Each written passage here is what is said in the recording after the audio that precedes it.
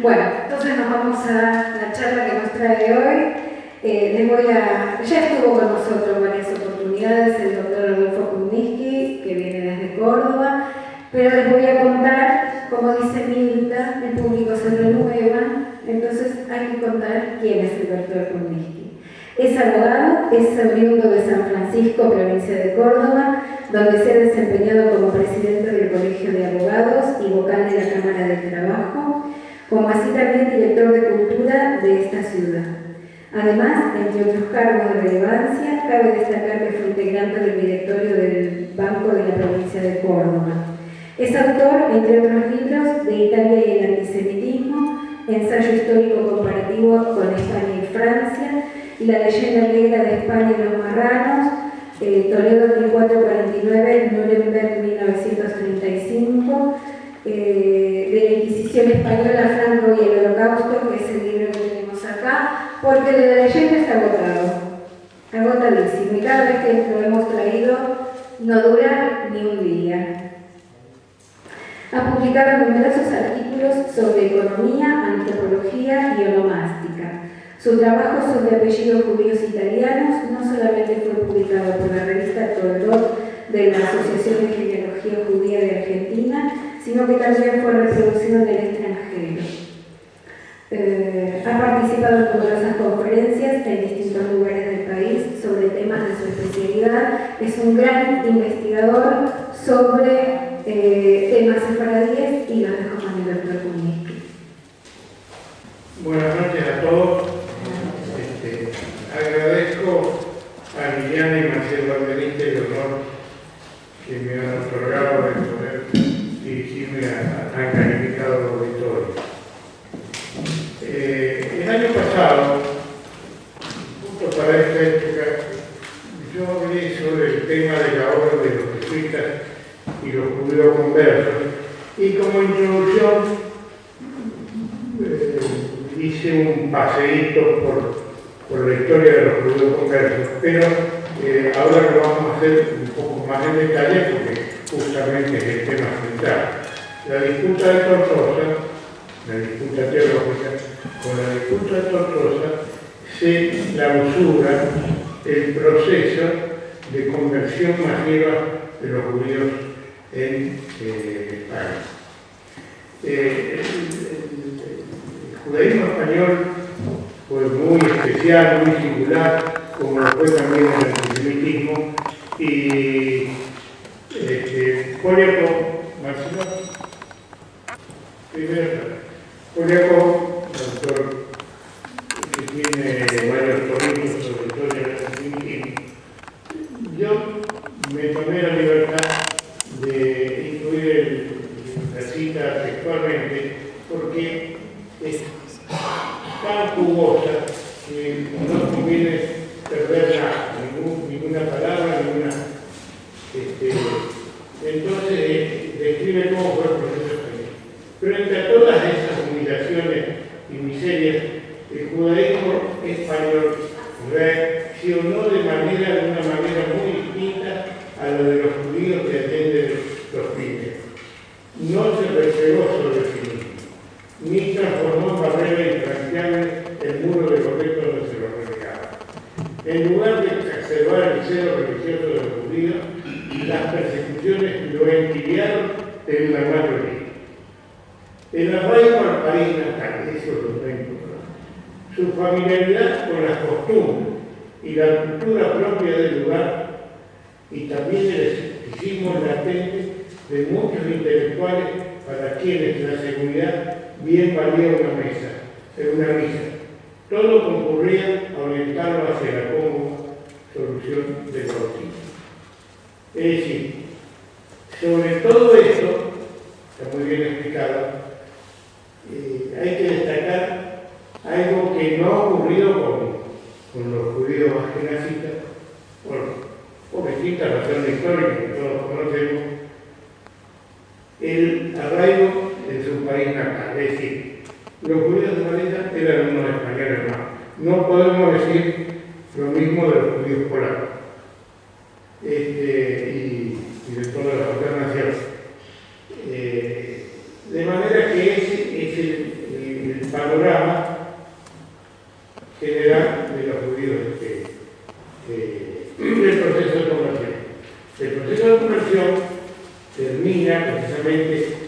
1414, con la disputa de Tortosa, y si se quiere después ya vamos a ver en un año más adelante, por unas leyes restrictivas. Entonces acá decimos, con la disputa culmina ese proceso de conversión masiva promovida por la Iglesia y comienza el problema judeo-converso. Ya el problema judeo-converso, la Iglesia se ve complicada en un proceso que ya pasó de ser antisemitismo religioso a ser casi un antisemitismo ontológico, es decir, de tipo racial. Así es como Wittig dijo, no hubo mayores problemas cuando las conversiones de los judíos fueron un goteo, pero cuando se transformaron en un riachuelo, surgió la resistencia de los judíos conversos. Seguimos, Marcelo. Bueno, vamos a hacer una descripción rápida para ubicarnos históricamente en los hitos históricos de los procesos de conversión. Es decir, los judíos se trató de convertirlos, porque esa era la finalidad de la Iglesia, ya en la época de la Edad Media, en la época de los visigodos. Incluso hubo conversiones masivas, pero de esa etapa hay muy poco registrado históricamente y se sabe que muchos se exiliaron y fue un proceso bastante parecido a lo que ocurrió después. Pero no sabemos cuál fue el destino de los judíos conversos. En definitiva, si hubo mucha asimilación como es la que hubo en España. El proceso, podemos decir, el goteo era la conversión individual, que siempre hubo, incluso hubo conversiones de cristianos al judaísmo, fueron muy contadas, pero las persecuciones y matanzas en Toledo 1199, que sirven de antecedente al gran motín anticonverso del Toledo en 1449.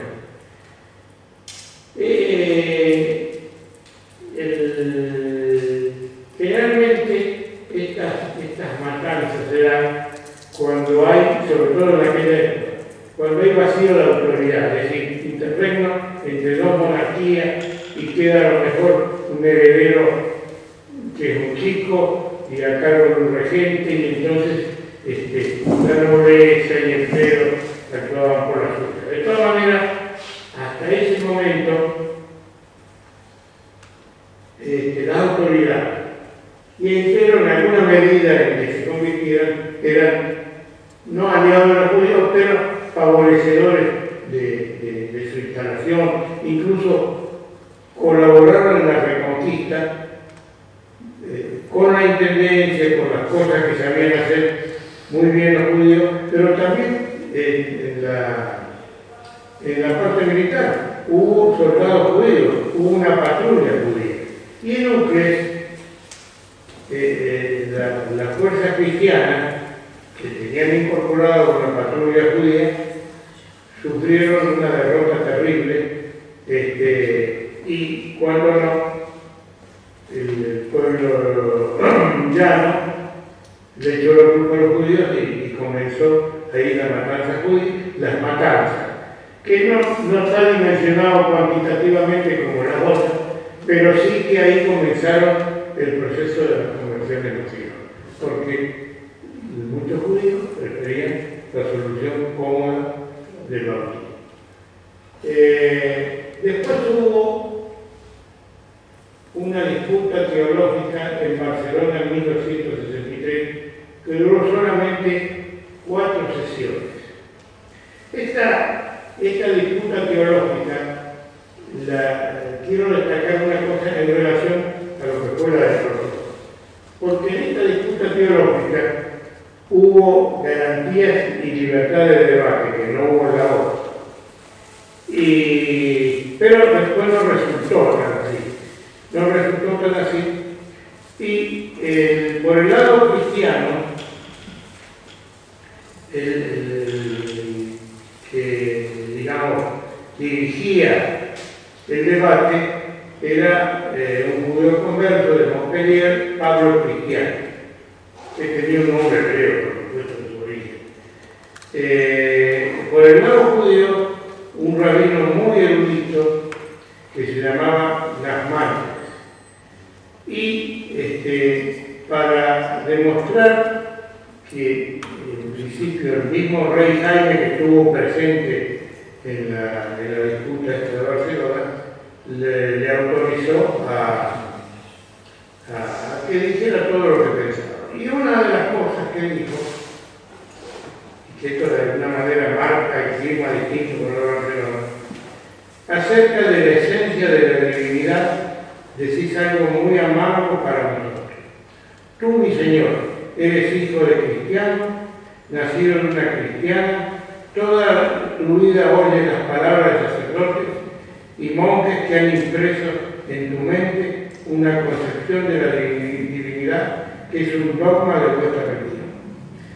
Pero el entendimiento no puede concebir cómo la naturaleza pudo hacer que el creador del cielo y de la tierra se convirtiera en carne en la entraña de una judía y luego naciera y creciera y fuera entregado a manos de los enemigos, condenado a muerte y volviera a su naturaleza primera. Semejante concepción no es compatible con la inteligencia de un judío o en general de un hombre que no está habituado a ello. Y todas vuestras palabras son tiempos perdidos, pues en esto está lo fundamental de nuestra vida. Bueno, es decir, lo dijo en la forma más descarnada que se puede decir, y en aquella época. Entonces esa libertad que dieron de palabras, después en los hechos no terminó así, se dio por algunos cronistas se dio por clausurada la disputa por lo escandaloso de los primeros reinos y los eclesiásticos le pidieron al rey de inmediato al rey. El rey, que de alguna manera lo protegía, lo cubrió. Pero fíjense el clima que hubo en esa disputa.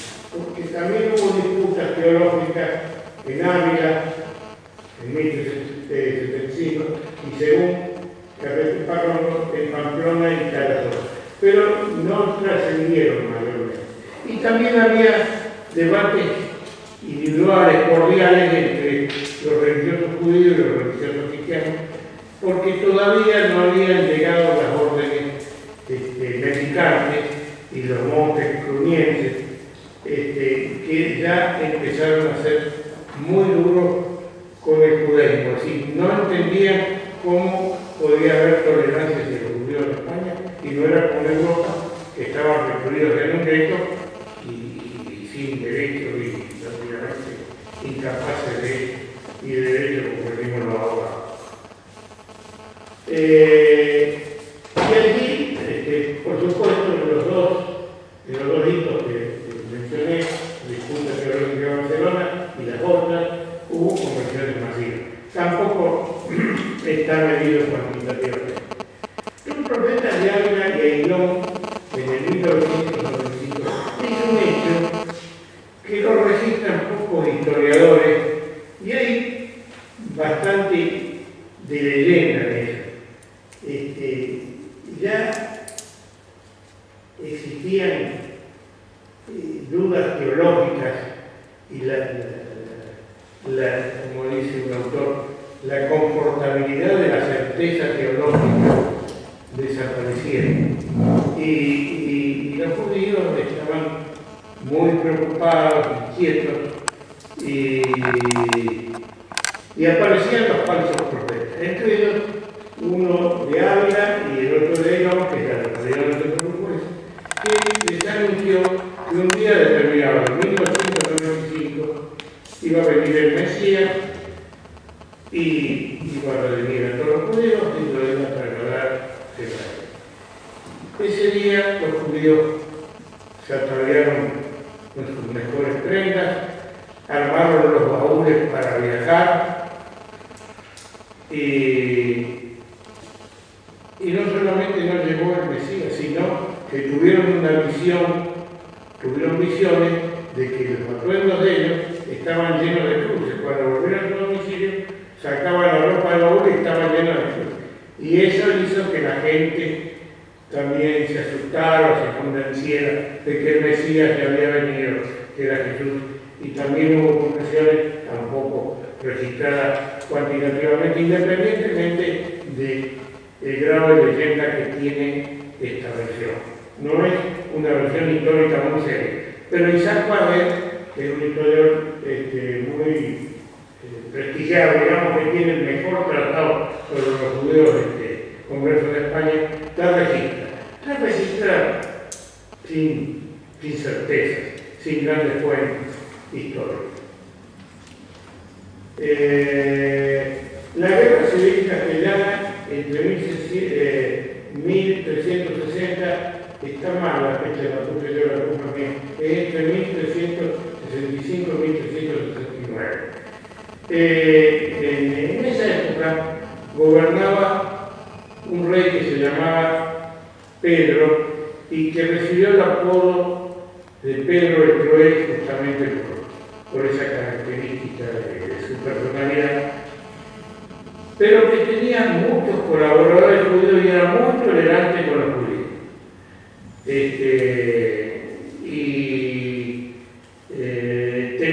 Se produjo un inconveniente dinástico porque un hermanastro de él, Enrique, lo empezó a combatir porque aspiraba al trono de una manera militar, desplazándolo y venciéndolo como finalmente ocurrió. Ahí comienza la dinastía de los Tartanos, Enrique de Tartano. Ahora, ¿qué tiene de particular? Y se produjo una guerra civil, que duró 3 años.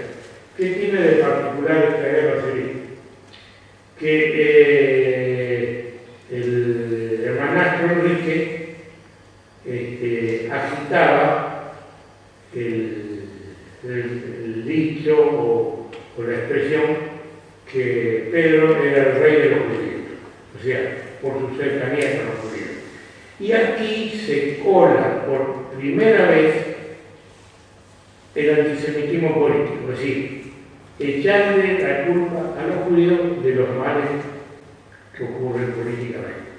Entonces, es la primera vez. Entonces entran las tropas de Enrique a Toledo, que era la capital de España en ese entonces, de la monarquía, y cometen desmanes y matanzas masivas, repite dicho. Y bueno, finalmente termina la guerra civil esta y hay numerosísimas conversiones también. Lo curioso del caso es que Enrique al último tuvo que solicitar la colaboración de judíos también para gobernar, y su principal tesorero, fue un judío que fue asesinado por los otros judíos porque lo consideraron un malsín. Las alzamas tenían delegada la jurisdicción y podían condenar a muerte pidiendo autorización a la autoridad. Y le dieron autorización, y cuando salió este hombre lo denunciaron por el malsinismo, que era una imputación muy grave. Sin decirle ni hago va ni hago viene para que no hablara, y el representante del rey ahí nomás le cortó la cabeza y se terminó ese judío enemigo supuestamente de la otra rey. Esto no es al margen del proceso de conversión. Los sucesos violentos de 1395, inspirados por un sacerdote muy fanático, Ferran Martínez, que comienzan en Sevilla, y esas matanzas y esas conversiones forzosas se fue contagiando toda la península poco a poco y se extendió como reguero de pólvora, y sí, hubo conversiones masivas numerosísimas también. Lo de Ferran Martínez es el ejemplo típico del aprovechamiento del vacío autorial, porque en ese momento había un niño que era el rey heredero de la corona y un regente regía los padres, los destinos de España.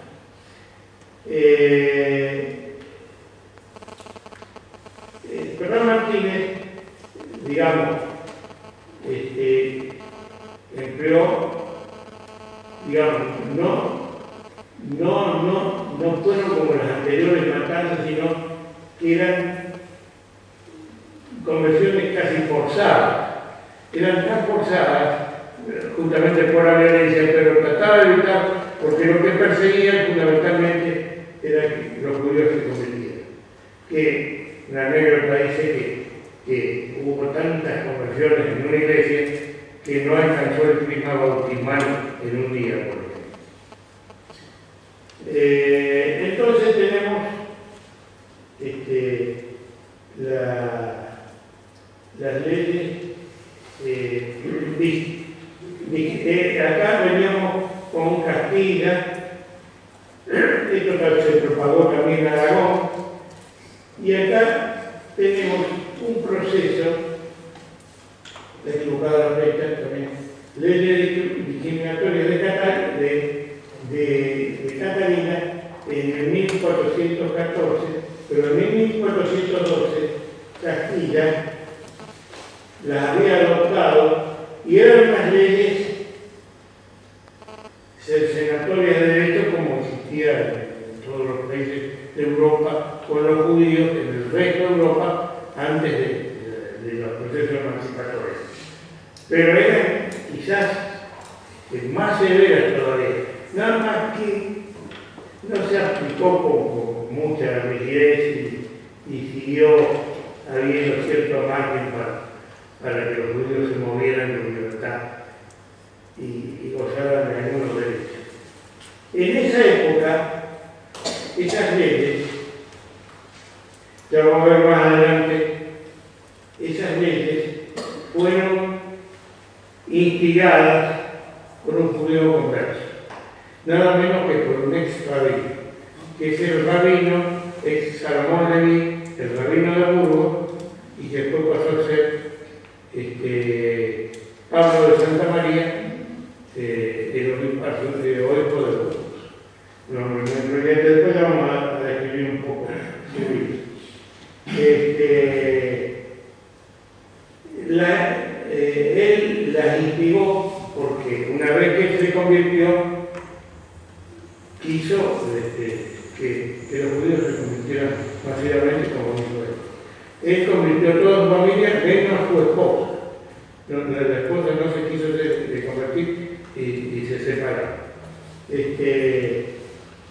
Fueron gente muy importante, ya lo vamos a ver. Y en esa época predicaba un sacerdote que se llamaba Vincent Ferrer, que después fue canonizado y declarado santo, que según él a los judíos había que convencerlos, que los judíos no había que perseguirlos, porque Jesús era judío también, pero de todas maneras, sin violencia física, utilizaron un método de persecución como fueron esas leyes.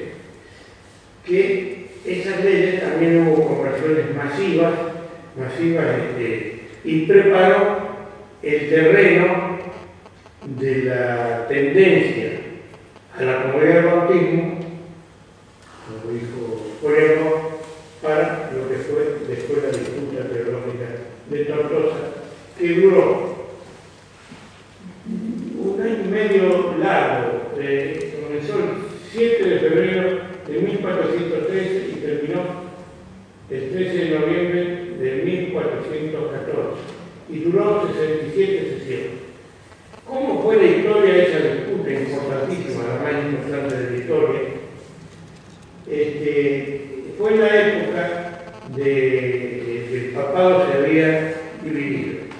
Había un papa en Roma y otro papa en Aviñón. El papa de Aviñón era un papa aragonés, que era el cardenal Luna, que también participó de disputas teológicas con los judíos, pero más o menos cordial. El problema era que él estaba muy debilitado políticamente, porque Francia lo apoyaba, pero después le restó el apoyo porque se convencieron que había que unificar el papado. Y él no quería saber nada. Y para cosechar algún galón, se le ocurrió algo que vamos a hacer una obra inmensa. pensaba que iba a dar mucho rédito en lo político religioso, que es la conversión de los judíos. Pero los vamos a convencer, vamos a hacer una disputa teológica que inició en esa fecha, presidida por él y comandada también por un ex judío, un judío converso, que se llamaba Joshua Alarquí, o Alorqui, que quiere decir José de Lorca, hebreo, y que pasó a llamarse Jerónimo de Santa Fe. Muy de acuerdo con los conversos, muy a tono con lo que hacían los conversos, que era elegir los apellidos más católicos para sobreactuar su conversión.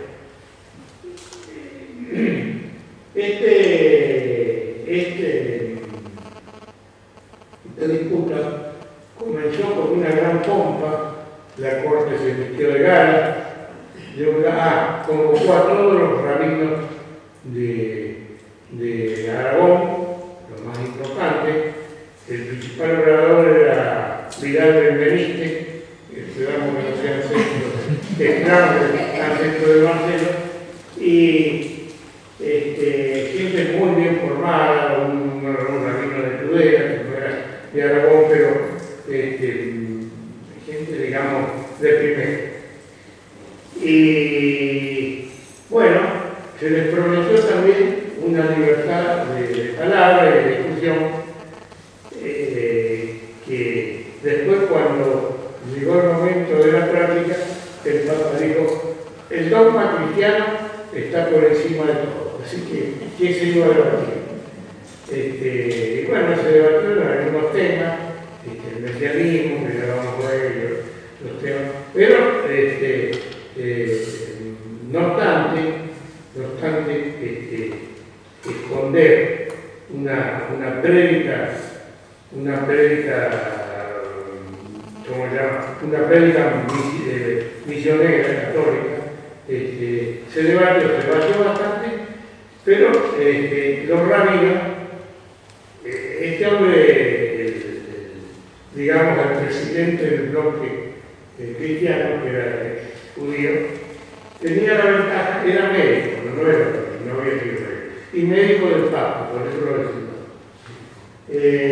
Tenía la ventaja de conocer muy bien el Talmud y de conocer los textos cristianos, por eso lo decimos. Pero hubo discusiones bastante, digamos, intensas doctrinariamente, pero siempre sabía que el dogma cristiano, la última palabra la tenía Jerónimo de Santa Fe, y en las actas registraban que los judíos fueron derrotados en tal sesión.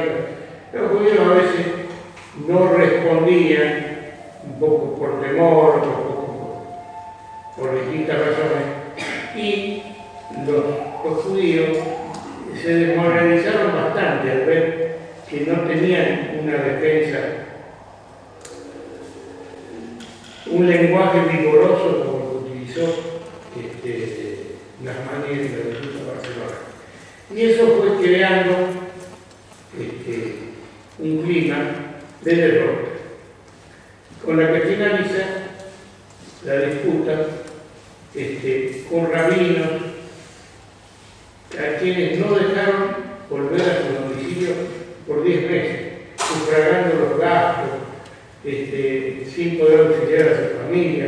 Bueno, fue una situación totalmente abusiva, y para ostentar un triunfo que solamente existió en los papeles, porque las discusiones que plantearon los rabinos fueron bastante,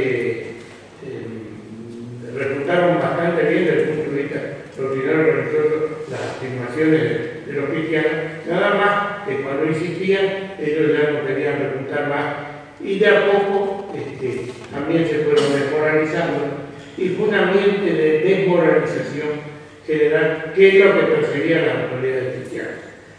Entonces, Vicente Ferrer, que era un predicador que había dicho que vamos a convencer a los judíos para que se conviertan,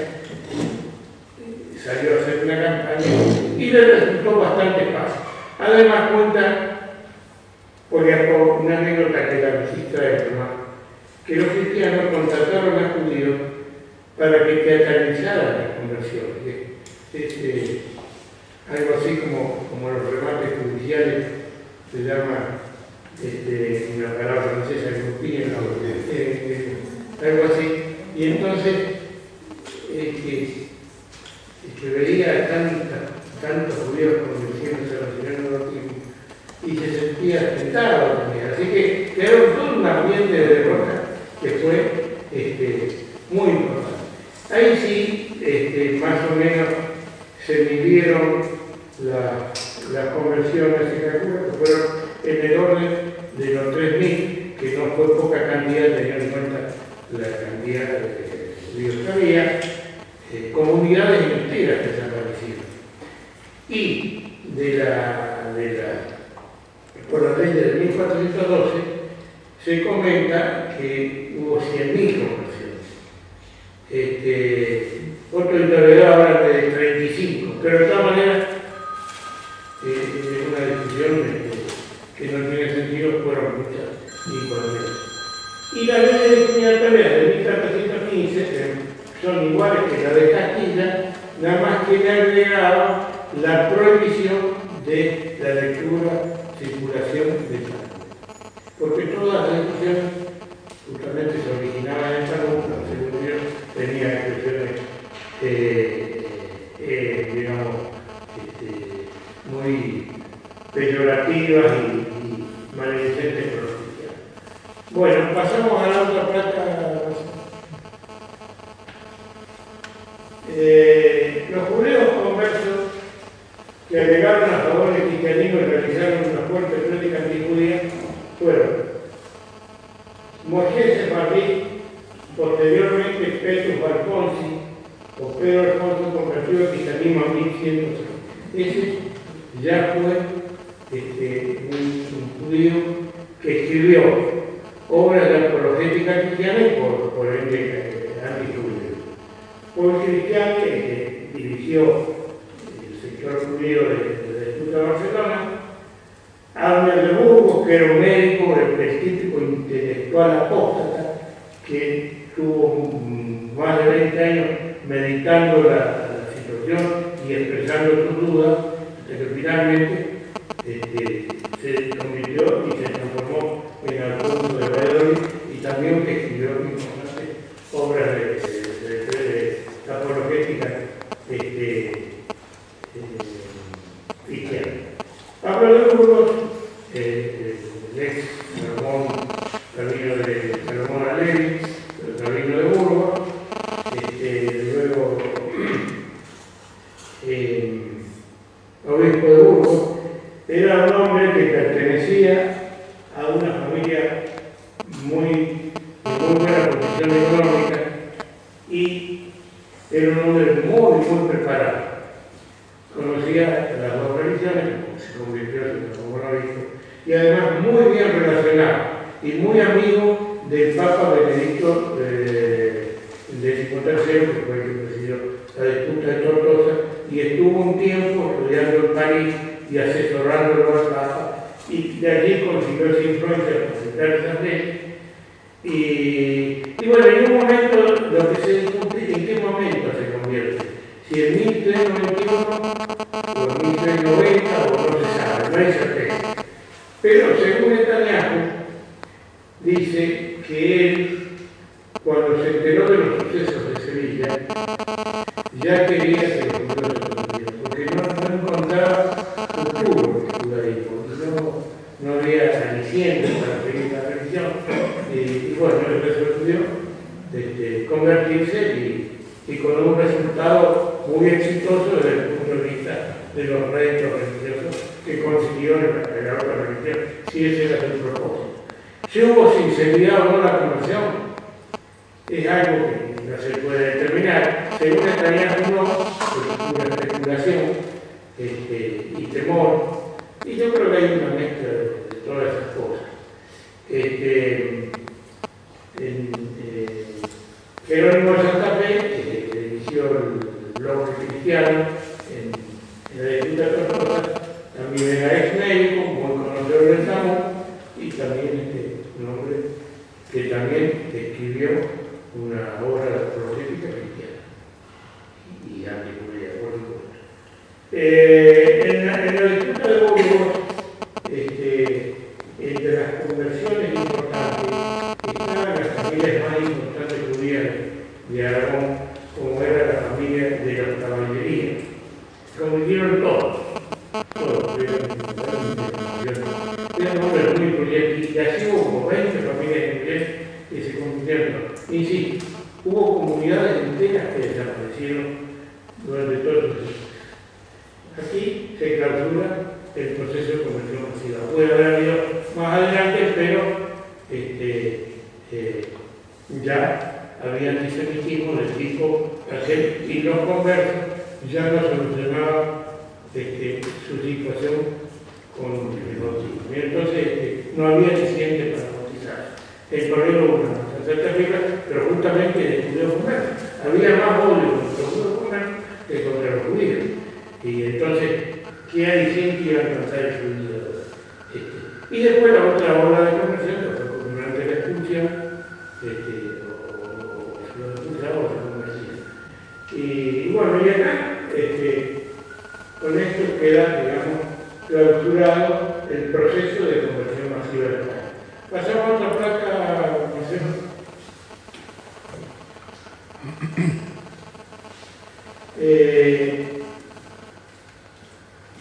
Jerónimo de Santa Fe, ex filósofo, se dirige a Pablo de Santa María por su carta, que de alguna manera respondía a sus dudas teológicas y le enumera 4 causas que pudieran haberlo decidido a predicar de su fe ancestral a Pablo de Santa María. Y dice, ¿por qué habrá sido? ¿Por riqueza y honores? ¿Por meditación filosófica? ¿Por no hallar respuesta del Señor en el dolor y destrucción de su pueblo? ¿Por haber encontrado en el principio los secretos de la profecía y los principios de la fe? Se pregunta y después se contesta. Seguimos con otra placa. Después de analizar y negar la fe primera, no. Así pues, no me queda en cuanto a ti más que la última carta, es decir, el examen y meditaciones de ideas religiosas y la profecía, sobre todo porque sé que siendo como eres un experto en su lengua, has ahondado en los lugares secretos de los libros cristianos, sus comentarios y sus fundamentos, viendo lo que no ha visto ninguno de nuestros rabinos en ese tiempo. Es decir, de alguna manera, él ha reflejado su problema, porque él también tuvo como 20 años dudando como el título. Adelante, Mateo, creo que no. Bueno, por último, vamos a analizar un poco así, con muchas generalidades. El objetivo de los cristianos era demostrar que Perú apoyó la idea de que las profecías mesiánicas se cumplieron con la venida de Jesús. La naturaleza del mesianismo plantea diferencias individuales y margen para debatir. La profecía mesiánica, la discusión sobre su cumplimiento. Ahora aquí se proponía demostrar que era el Mesías según el siguiente silogismo. Es decir, los cristianos estaban acostumbrados a la escolástica medieval, que ya se apoyaba en cierta lógica, que por supuesto que era una lógica manipulada, pero era lógica.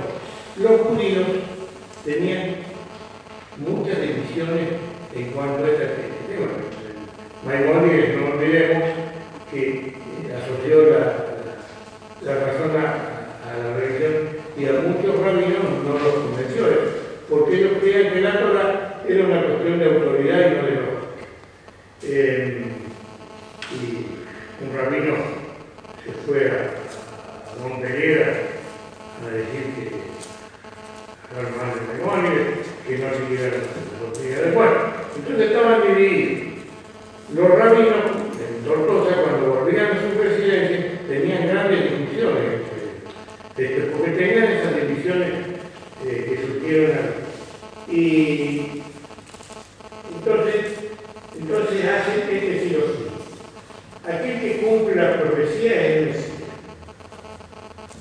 Jesús cumplió las profecías, por lo tanto es Mesías.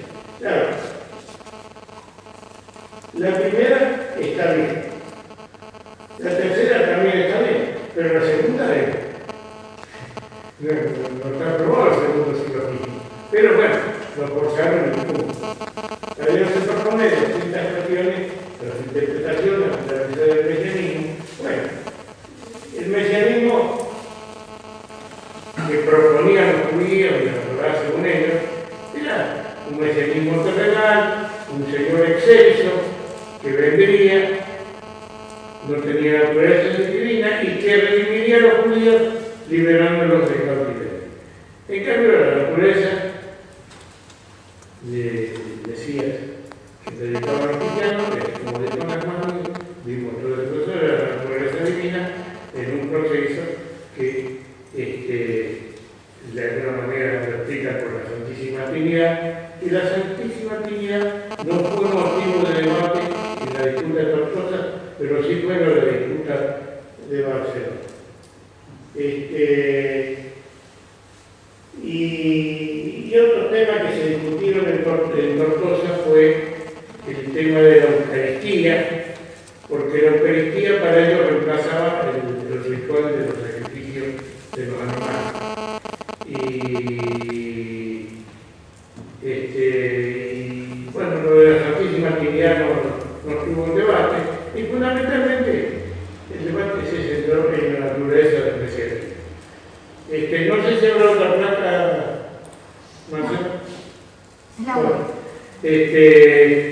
Bueno, con esto he concluido mi exposición y quedo a disposición de ustedes despejar cualquier duda y tengo el conocimiento suficiente para hacer tu libro. No, está bien.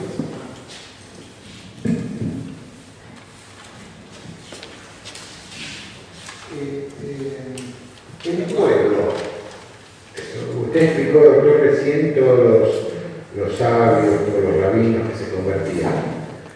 El pueblo, que no era ilustrado, no era leído, ¿por qué se convertía? Eso es una buena pregunta. Y no lo dije en la exposición, y así que le agradezco la oportunidad que me da para hablar.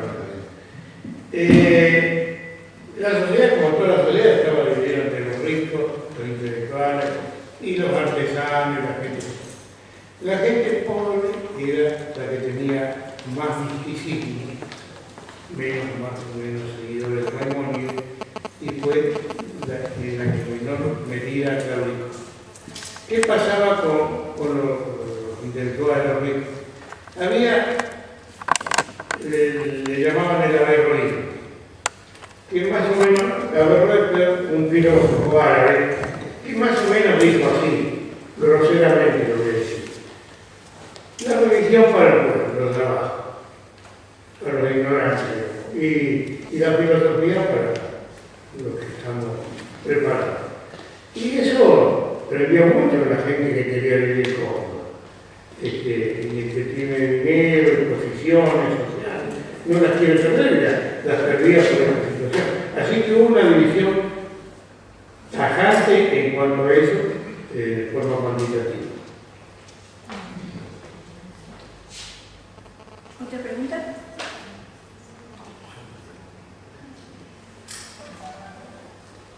No, yo quiero preguntar, usted habla de sesiones en las placas, ¿a qué se refiere? ¿Cómo dice? De sesiones. Y las sesiones que hubo, como una sesión en un ámbito legislativo, se cierra la sesión de hoy y se comienza otra. Las sesiones. El encuentro. Sí, que fue una cosa muy lujosa, se hizo una sala contigua a la catedral y con mucha pompa, reitero, el Papa estaba elevado en un trono y todos los dignatarios de la Iglesia sentados de un lado y los rabinos del otro. Y empezó así, con lo que para aquella época era todo un acontecimiento, ¿no?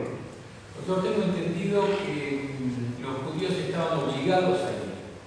Sí, por supuesto. No lo dejaron mover, yo lo dije, de la residencia por 10 meses. Los rabinos, ¿no? estaban obligados. Sí, se les prometió libertad, incluso no les pagaban los gastos de residencia. No, pero yo me refiero a los judíos del pueblo, los judíos... No, digamos que no, porque no hubieran entrado todos. Había muchos públicos, sí. Había entre 1.000 y 2.000, cada sección registraba entre 1.000 y 2.000. Si hubieran tenido agricultor, los judíos ahora eran mucho más. No, y además las familias quedaban en domicilio. Ellos estaban alejados, una situación totalmente abusiva.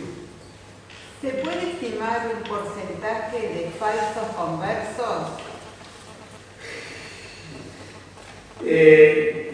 De marranismo. Exacto. Sí. Hay mucha discusión en relación a eso. Cuantitativamente no le voy a dar una cifra, pero hay autores, historiadores, que dicen que el judío se convertía, pero secretamente seguía siendo judío. Y de allá viene el dicho de mostrar el hacha, porque el judío se ponía de día el atuendo cristiano y se mira más.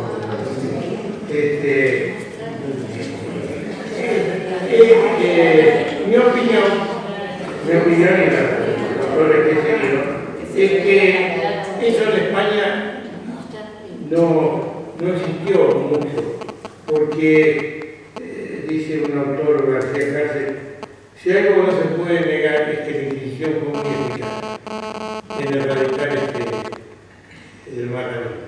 Esto sí ocurrió en Portugal, porque en Portugal las autoridades querían que se condenara el judaísmo y le dijeron, y no había una Inquisición, pero entonces durante 2 generaciones, ustedes secretamente hagan lo que quieran, pero públicamente ustedes son cristianos, pero acá no se admite judaísmo. Y los bautizó todos colectivamente. Entonces, esos marranos portugueses son los marranos que después van a Holanda y que tienen esa mentalidad esquizofrénica y que según algunos ahí se origina la modernidad, porque también cunde el escepticismo. Al último esa gente tenía el psiquismo religioso, no eran judíos ni cristianos. Comentó el profesor Capra, que vino a dar una conferencia en la otra comunidad social.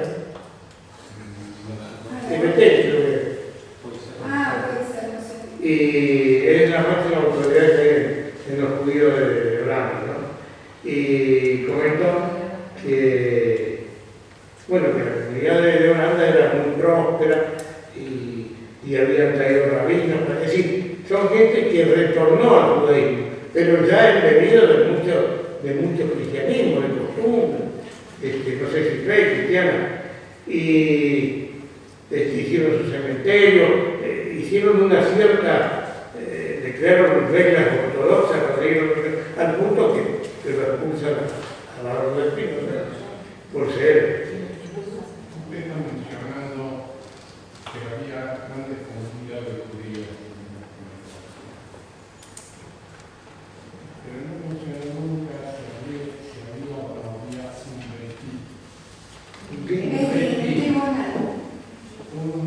Tribunal rabínico. Sí, claro. porque no iban a consultar a la Y se ve que no, porque si no le iban a decir que no. Pero las ajamas estaban organizadas, estaban tan bien organizadas, que no eran listos, eran barrios abiertos, que incluso los judíos administraban su propia justicia, es decir, no estaban sometidos a la jurisdicción de los jueces cristianos. También así que tenía hasta la facultad de condenar a muerte, no de ejecutar. No de ejecutar. Lo que me llama la atención que generalmente el judaísmo, habiendo rabinos como entendido de jueces, le consultaban todo. Y acá parece Sí, pero para mí lo que prevaleció es eso que sí, el amor al país natal. La gente, los judíos españoles amaban mucho. Un cristiano más que Eso lo dijo Dumont. Los bautizaban, pero seguían siendo judíos. Bueno, pero en España, en una o dos, en dos generaciones, la tercera generación ya no era más. En cambio, en Portugal fue distinto. Esto es curioso, porque establecieron una comunidad sobre bases estrictamente ortodoxa y judía, y que la tenían que seguir al pie de la letra. Entonces se muere el padre Espinosa y tienen que sepultarlo en el cementerio judío, según la regla judía, y se encuentran con que el padre Espinosa